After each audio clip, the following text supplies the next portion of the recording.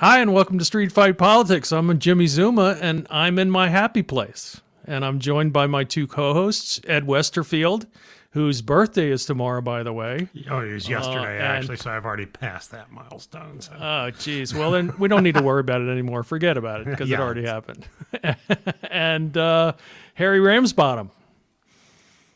And we're in our happy place, I think. Oh, I know I yeah. am. I mean, it's like that advent calendar you had when you were kids.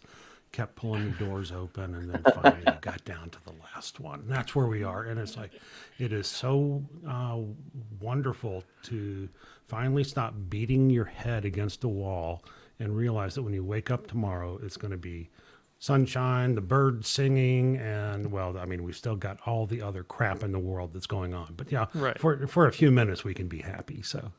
Well, I think that what we're happy about is we're happy about that democracy survived.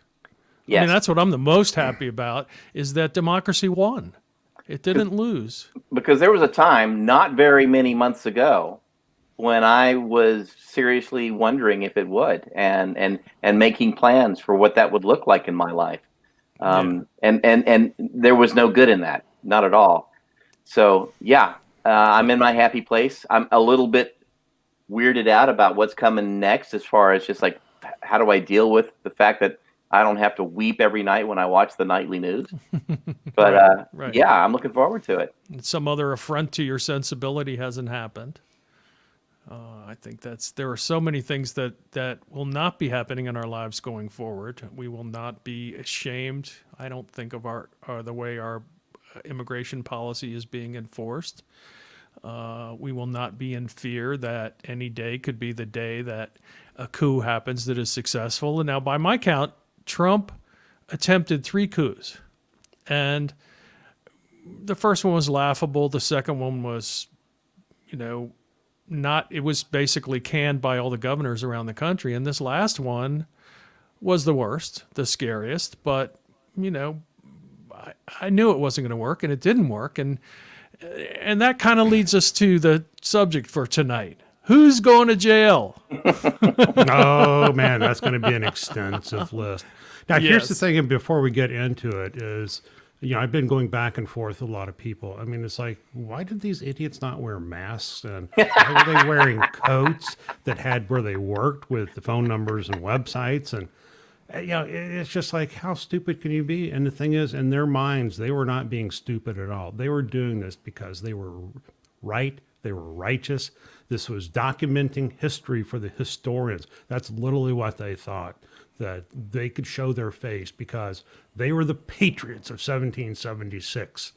And, the historians would want to know all this stuff. So literally they're getting arrested and they're shocked. It's like, well, wait, hold on. We didn't do anything wrong. I mean, literally they are saying we didn't do anything wrong. Because they were given permission. They had been asked to come here on that date, on those times, by the President of the United States, and then directed down the street to storm the Capitol, and he would be there with them. I mean, we've all heard that. We saw that. It was weeks in the making. And yeah, I think it's hilarious that these guys who were too stupid to wear masks to prevent a disease were also too stupid to wear one when they were committing a crime.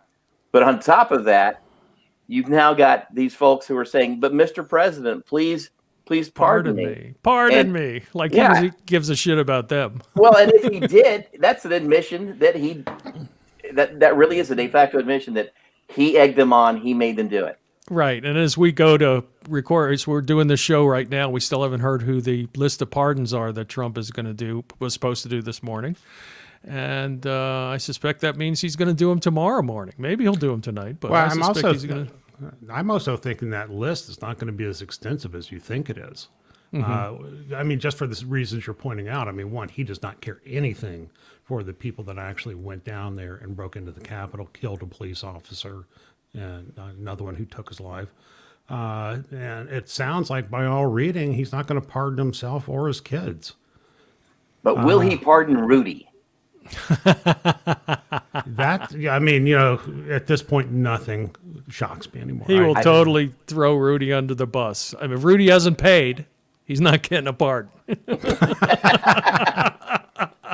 I mean, that seems to be the way this is going. Let's talk about somebody else who's not getting a pardon. And as I said, one of the joys of my life was that the Oath Keepers have finally been starting to be investigated. They've always gotten a free ride because, one, they're white, and number two, they claim to be all former law enforcement officers who are trying to protect the country. But really, they're a bunch of whack jobs. And they're whack jobs here in Arizona especially, but they're whack jobs around the country. And the apparent Oath Keeper leader in Virginia, a guy named Thomas Edward Caldwell, who is 66, he's been arrested and charged with conspiracy. So these aren't just trespassing charges. They're not just, defiling a sacred place charges. He's charged with conspiracy, and that's the big one. That leads to long jail times, and I hope that what we know about this is we know he was charged. We know there may be other people we don't know about. But let's hope that this unravels this whole Oath Keepers thing once and for all, and we find out what crooks and criminals these guys really are. I think he's just the tip of the iceberg. I think there were numerous groups, some acting in concert, some acting individually, who had their own individual plans about what they wanted to do that day. Mm-hmm. And then Trump said, march on the Capitol, and suddenly they were flooded with all of these other people who were just caught up in the moment. And I think there are a number of them. I would say most of the people were caught up in the moment, and they just kind of trampled on all the best laid plans of the mice and the men. Right. There were people urging people to come in the door, yelling at them to move. Those are the conspirators. And the rest of the people are kind of the doe in the headlights people who didn't even know that the entire rest of the world didn't support Donald Trump. Right. They've had for 4 years now, they've had their own news. And I think that's why they were unabashed about their identities, because they've lived in this news place where everybody in the country supports Donald Trump. And they are not coping well with the fact that it's not even a majority of people in the country. But they were unprepared. And then there's the other thing. There seemed to be a high level. I've been to all the sites in Rome, for example, last year, and there was this phenomenon there of people who were actively taking selfies for hours at a time. And I think these folks were taking selfies. Oh, yeah. They were trying to Instagram their sedition, which again tells me these people didn't think they were anything was going to happen to them. I reminded the guy laying on the ground at the airport that we've talked about before, yelling, "You're treating me like a black man. You're treating me like a black man." Well, wasn't it Warhol that said the next revolution will be televised? Yes. And that's, that was Gil Scott Heron, by the way, one of the great poets of our time. But he was absolutely true. Yes. He was absolutely right. Right. And that's what they were doing. They televised it, and it's. Yeah. I mean, it is fascinating. I would be able to enjoy this a lot more if I weren't an American. But yes, yeah, but I'm still, there's a part of me down there that's going like, oh my God, I cannot believe I'm watching this happen. I should pay to be watching this. Well, what are we going to do with all these traitors? That's the question I keep asking myself as an American. What are we going to do with all these traitors? Obviously it relies on them having a president in power for them to have the kind of power they have had. But Ed, you were saying? Well, I think that's going to be very simple. I mean, you're going to take these guys, try them, and the guys that do get convicted of the more serious things like espionage and conspiracies to commit, they're going to be going away for, a good portion of the rest of their life. I think, there's going to be messages sent. You're not going to be seeing deals made by prosecutors. I mean, it's like this crossed a line with the FBI. This crossed the line with the Justice Department, and that there are guys that are the serious long-termers there, probably about where I am in my career, and they are red-eyed coming out looking for these people. I've been very impressed with the FBI having almost zero information about several of these people and how they've tracked them down. It's like the girl that stole Nancy Pelosi's laptop. I mean, she made a effort to go off the grid and hide, and they they still got her, and she has that look. It's like, why are you arresting me? Right. I was doing good. and she's going to get an espionage charge. And, Well, it seems like she deserves one. Oh, she absolutely. certainly deserves it. And the fact that she was very vocal about it is just comical to me. But there are three groups of people that we're talking about here. Well, four groups. I guess there are the people who were just the dumb people who showed up. But in terms of arrests, there are three groups of people. There are the people who have been arrested, and there are the people who have been cooperating, so their names weren't announced. And I think there's also a third group of people who are just in custody and nobody's saying what they are. It's effectively, it's not a rendition, but it's like that. They're in custody and they'll be in custody for a while before we find out who they are. And all these people are going to start talking. That's the way it always works. There's a fourth group as well, though, and unfortunately, that fourth group are the ones at the top, the ones who instigated this, the ones who are the politicians, the ones who are the president, who push these people forward. They fed them the lies, and what are they going to get? What's going to happen to them? I think if they're lucky, the worst thing I'm going to say that's going to happen to them is they would be expelled from Congress and then just disappeared into history. But they're not going to go to jail, I don't think. They're the ones who actually made this happen, set the stage for it, are not going to be the ones that are going to be punished for it. Yeah, I mean, the fourth group is actually the most important. It's also going to be the one that is going to be the most difficult to deal with, just because to do so, brings criminality into politics in the sense that we're criminalizing actions. Now, I look at these as these are treasonous criminal actions. They deserve to be punished. Right. But you have to carefully think through what we're going to do, because you don't want to set up rules that will then be turned around and used against you sometime down the road. And it's like Trump, putting in this rule that anybody that riots on federal property gets an automatic 10-year sentence. That was designed to go after Black Lives Matter, and now it's going to be used with abandon against Oath Keepers and all these other guys. So that that's a prime example of it. Mm-hmm. Well, that'll be interesting to see if that happens, because I really don't think that had any force of law. But certainly, it was a message to prosecutors. This is what I expect from you. I have a feeling it's going to be a straight by the book investigation. The FBI and the Department of Justice have lots of fingers in what's going on here. The thing that happened is that it's blatant enough that you can't hide behind being white. You can no longer hide behind being white and call yourself a patriot and, wave flags from your pickup truck.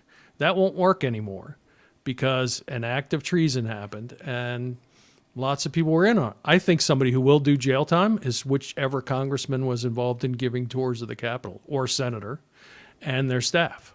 I think those people are key conspirators, and we'll find out who they are pretty soon.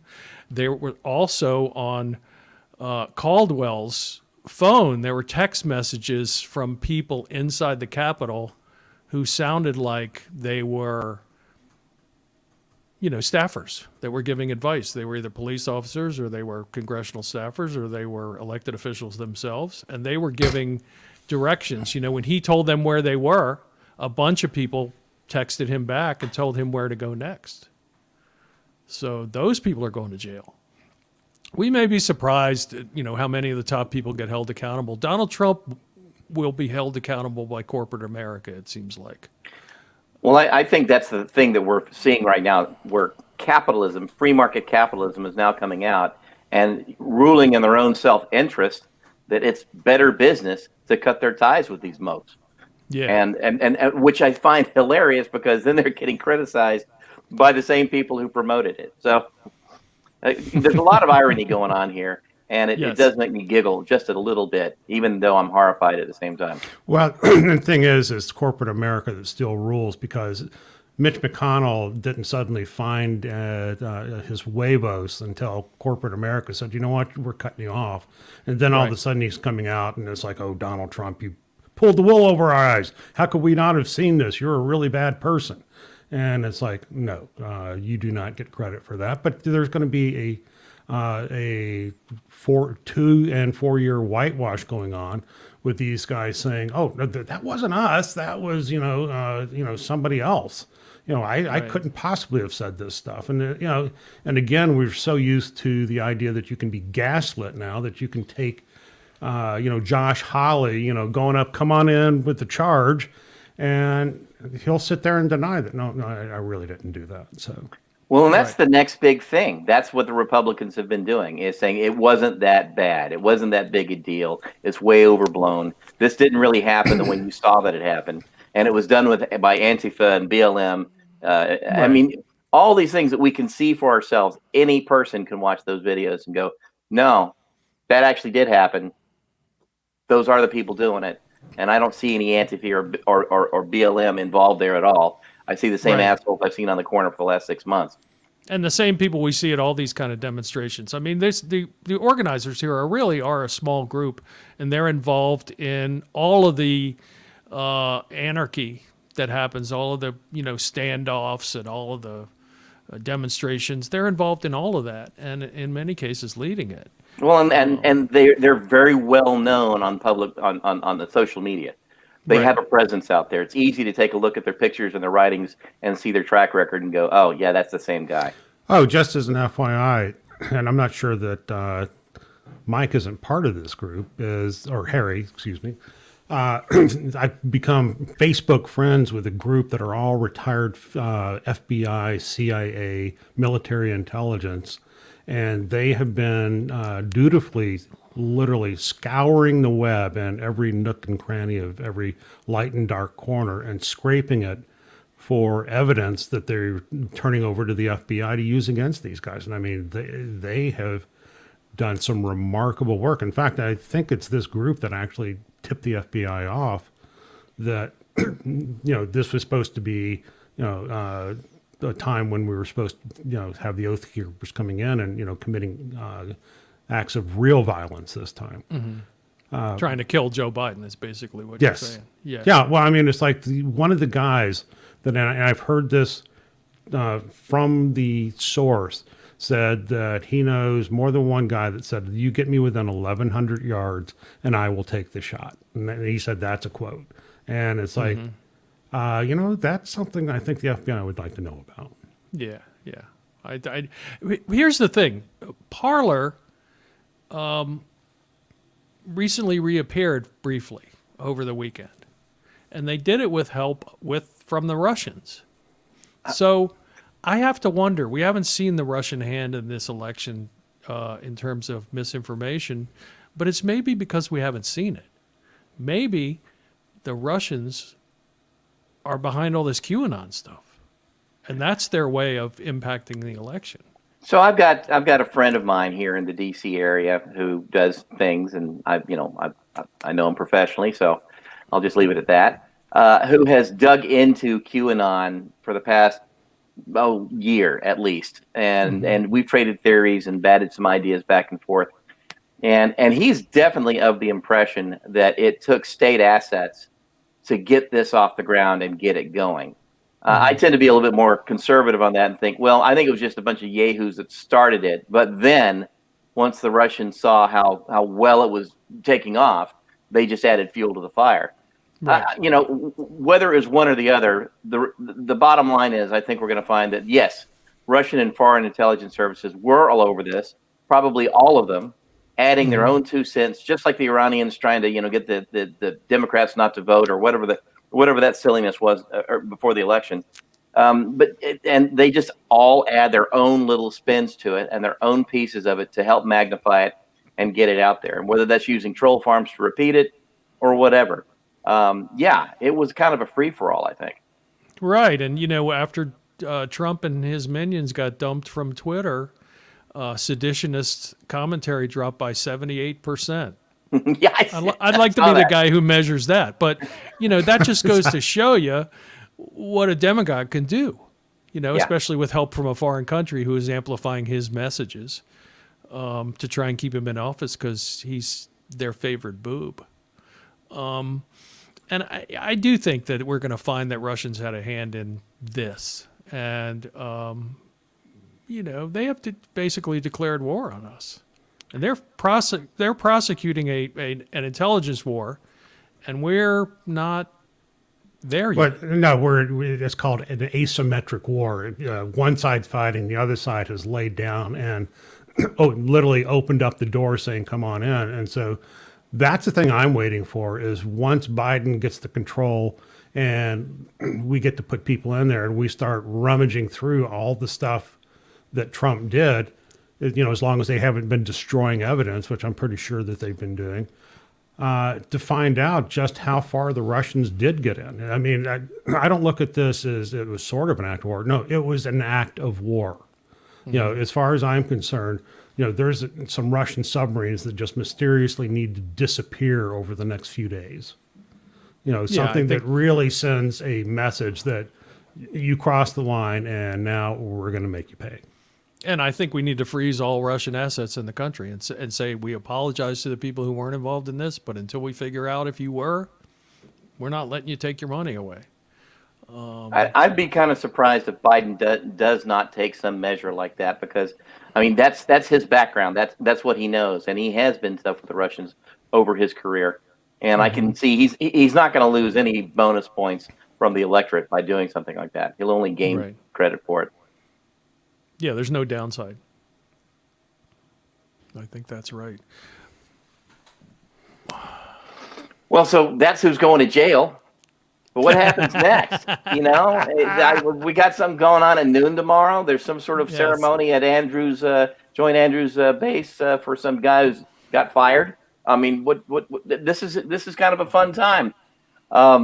I don't know. I honest to gosh don't know what's going to happen in D.C. tomorrow. But here's what I can tell you will not happen. There will not be crowds of people rushing any particular monuments and threatening to overthrow the government. There may be some violence. There may be some bombings. I don't really want to predict that and have that come true. But that's certainly in the realm of the possible. But no, we're not going to see a repeat of what happened to the Capitol on the 6th because downtown is an absolute armed camp. Yeah, and it's totally a shame that people can't celebrate this, as we have all said, this joyous day in our lives that's happening tomorrow, the end of Donald Trump. But it's just that's the way it has to be, and it's probably good for coronavirus prevention anyway. But I would like for us to have a big inauguration party when COVID-19 is July 4th.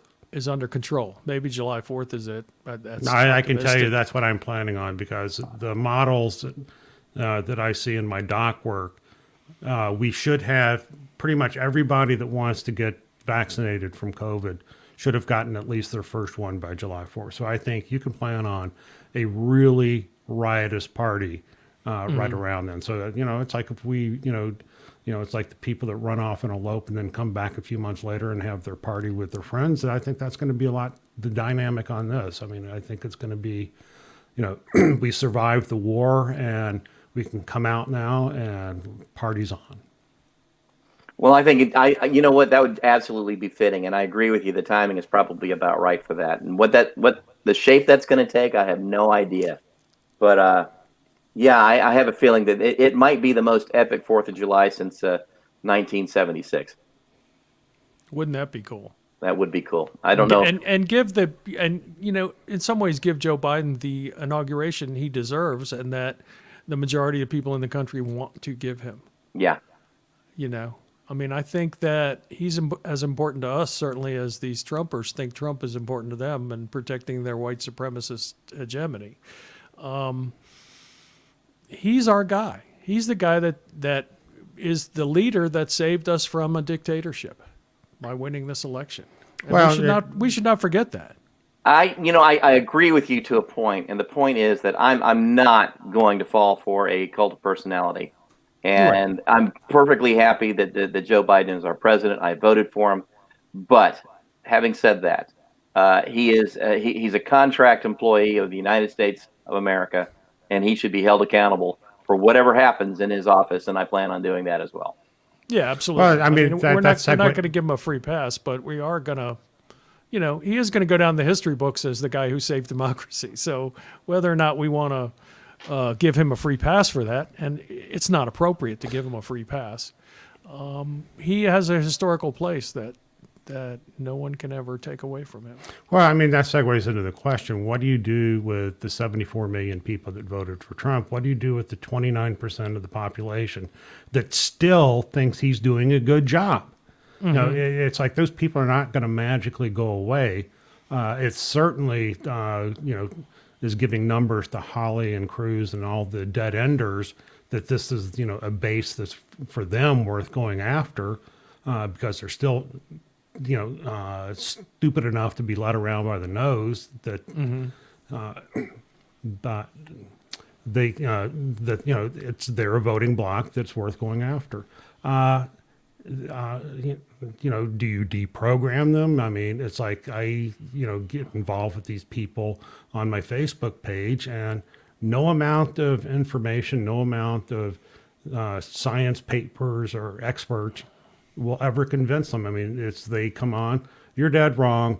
I've got this one source that, from the Slovenian Institute of Lower Science, and, it was published in, a very prestigious journal in the Soviet Union 40 years ago. Right.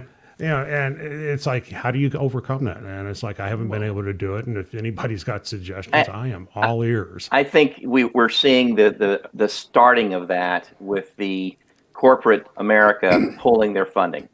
And as that happens, and as people support that and encourage that, and it's not just pulling their funding. I mean, it is shunning those kinds of people when they show up in our room, when they show up at our parties, and we just say, no, I'm not listening to you. Go kill crazy somewhere else.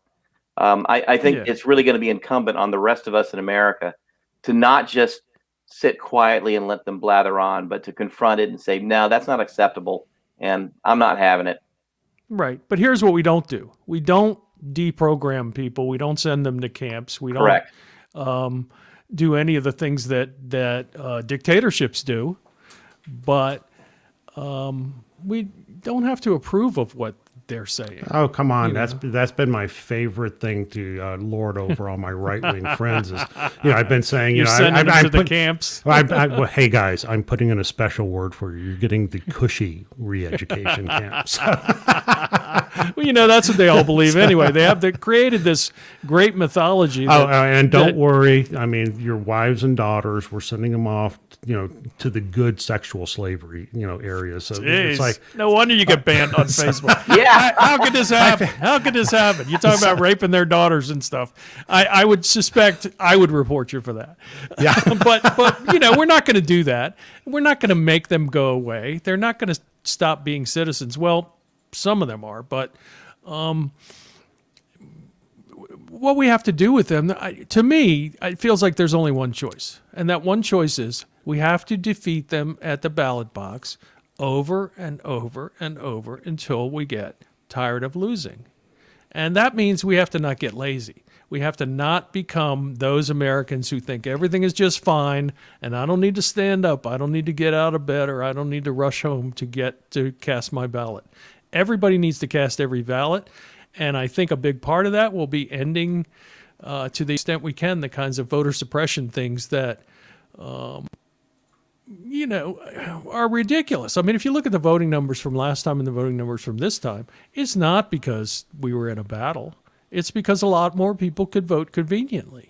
That's why the numbers went up for both candidates. That makes a good point that you need to stay engaged on this because the Trump Republicans at the state legislature level have been very busy the last few days. I mean, you look in Georgia, you've already got guys that have introduced 3 bills to make it much more difficult to vote. Here in Arizona, we've got a legislator that is trying to upend mail-in voting here, which we have successfully done for 25 plus years. There's bills in Nebraska to take away. I mean, it's like one of those unintended consequences thing when they made it so that each district, each congressional district would have one vote. Well, they didn't realize that Omaha was going to turn blue. So now they're going to go back where it's a unified vote. And so all the votes go to whoever wins the state. So, I mean, that is going on as we speak. So, I mean, that means that you have to be down there because the more important issue is here soon, we're going to be reapportioning for Congress. And I suspect that this is going to be one of the epic battles of all time in 50 different states to figure out how those congressional districts are drawn. But a word in reality here, and that is that most of America now got a taste of what it's like to be able to vote by mail. I mean, it's that simple. And once that cat is out of the bag, I think it's going to be really tough to shove that thing back in there. People are going to demand it. They want it. They're going to find ways around it. They're going to apply for their ballots in advance or whatever the rules are for their individual state. And I don't think they're going to tolerate their Republican legislatures taking that away from them. I think even the Republicans might stand up and demand that they get that back. Well, that's certainly been the case here in Arizona. I mean, the people that actually led the charge for it were the retirees out in Sun City and the like that, I don't have to get up and go to the poll, and have to stand in a walker, for an hour and a half. I can just sit here on my kitchen table and take my time, drink a cup of coffee and mail it off. That is allows you to vote in a true democratic fashion. It's taking away every obstacle. You get to be heard. Yeah. I think that we're coming out of what our listener Lisa calls an abusive relationship. A lot of people would agree. And we need to make sure that the abuser doesn't get to affect us from after the separation occurs. But that involves all of us staying on top of this because, number one, we have to vote in huge numbers. And number two, we have to make sure they can't prevent us from voting in huge numbers. Wisconsin used to be a liberal state. It used to be a reliably blue state. And then voter suppression came, and voter suppression got worse and worse and worse and worse. And now Wisconsin is pretty reliably red.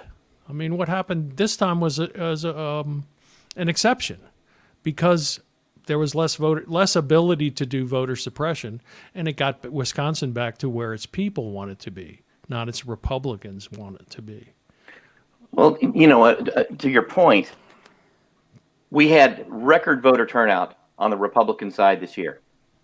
Right. But we had even more turnout on the Democratic side. And the lesson that is learned here, and it has been learned repeatedly over the past century, is that when there are big turnouts, Democrats do well.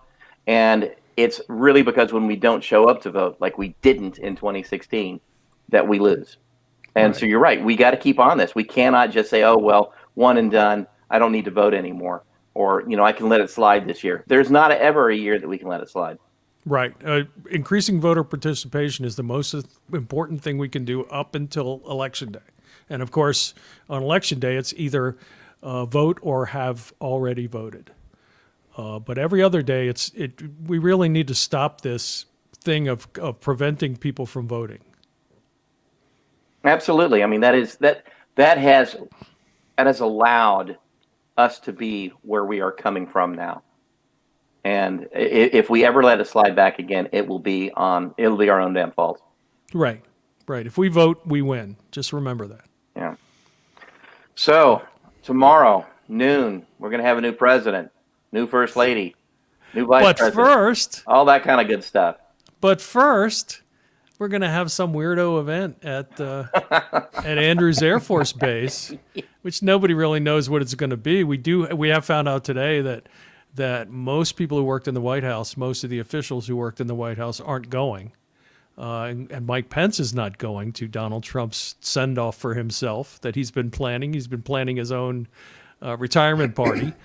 And that's never a good sign because there'll be another retirement party after you're gone. Yeah. And that's what happens at 12. The real retirement party for Donald Trump. Well, the military isn't really great at inventing new things. They really like traditions. And I can tell you that from everything that I understand Trump's event to be, it's going to be pretty much an adaptation of what we give to every foreign dignitary that rolls into Andrews Air Force Base or wherever they eventually land. And yeah, there'll be a red carpet, but I think it's going to be very perfunctory.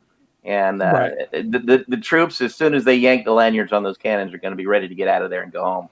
Right. Well, it'd be interesting to see, how it all goes. But I think that will be the comic moment in the morning, and then the serious and joyful moment in the afternoon. Tomorrow is going to be a hell of a day.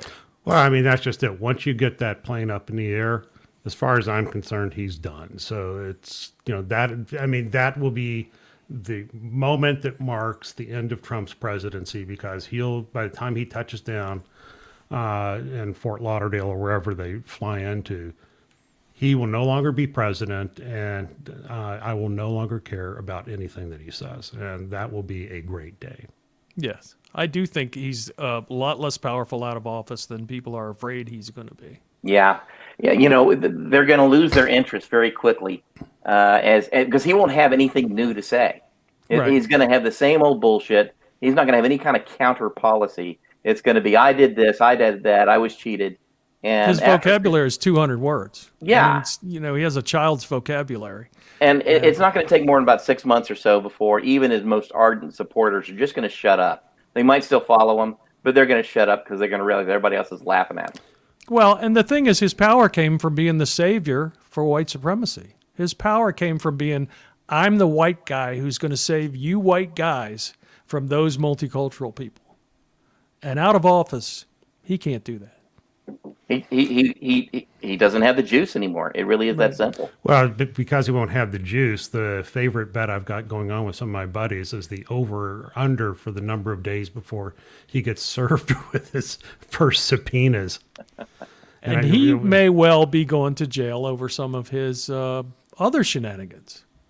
Sure. He won't go to jail from things he did in office, but all the criminal activity that's been going on prior to and during his time in office is all about to be adjudicated. His lies are catching up with him. His absolutely just bullshit behavior is catching up with him. And finally, his crimes are going to be catching up with him. And I agree. I think it's going to be sooner rather than later.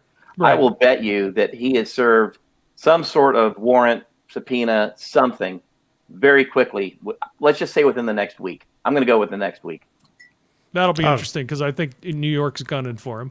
He might have gotten away with for the rest of his life until he died doing all these mob shenanigans in New York if he had not run for president. It's actually his running for president and being president that prevented us from overlooking, he's not the only rich guy that, screws with his taxes, but he's the one that's going to get caught because he ran for president. Stick your head up and they're going to, it's like a whack-a-mole. They're going to come whack it down. And so, Harry, I think that I've got 2 days for, on my side of the bet. I think it's going to be one of those things. They're not going to waste any time because they don't want him, to be able to do anything with evidence or, anything that gives you a trail. So I think they're going to serve it sooner than later, just so that they can come in, and then that freezes him. Anything he does after that is now criminal, especially if he tries to cover up any evidence, which he will. Let's talk about a trial we know is going to happen, and that's the one in the Senate. Yes, we know I still don't see the 60 votes, but I do see potential Republican crossover to get. I thought it was 67 votes. That's what I mean, 67. I think there are about 60 now. I don't see it getting over the top. We got a pretty good clue today of where McConnell's head is at when he is the one that actually said, or words to these effect, the mob attacked because the president told them to. They were fed on his lies. He instigated it. It's important. Yes, it's important for his career that he votes for it.